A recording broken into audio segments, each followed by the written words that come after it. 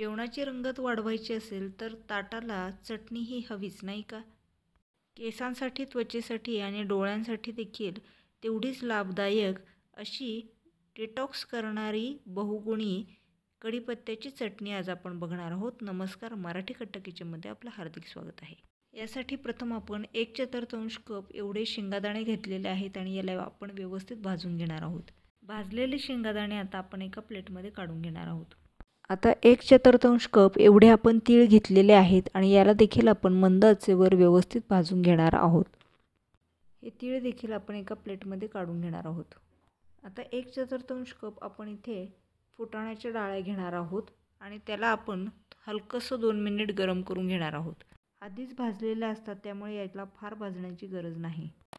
आता याच्यामध्ये 1/4 एवढं आपण खोबरं घेतलेलं आहे आणि याला देखील थोडंसं लाल होईपर्यंत आपण भाजणार आहोत. खोबरं आपलं लाल झालेलं आहे, हे एका प्लेटमध्ये काढणार आहोत. इथे 8 ते 10 काश्मीरी लाल मिरच्या आपण घेणार आहोत, त्या देखील भाजणार आहोत. बेसिकली आपल्याला या सर्व पदार्थांमधलं मॉइश्चर काढायचं आहे, त्यामुळे आपल्याला ते छान बारीक दळता येईल. आता इथे मेन इन्ग्रेडियंट येत आहे. इथे 1 ते 1.5 कप इतका कढीपत्ता घेतलेला आहे. हा देखील आपण क्रिस्पी होईपर्यंत भाजून घ्यायचा आहे. अर्धा चमचा आपण याच्यामध्ये तेल घातलेलं आहे आणि हे छान भाजून घेणार आहोत.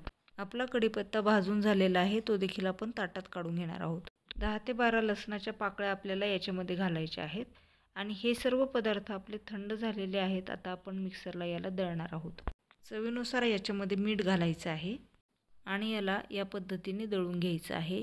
ही चटणी तुम्ही इडली, डोसा, भाकरी, चपाती कशाबरोबरही एन्जॉय करू शकता. तेव्हा नक्की ट्राय करा आणि सबस्क्राईब करायला विसरू नका. मराठी कट्टा किचन. Thank you very much.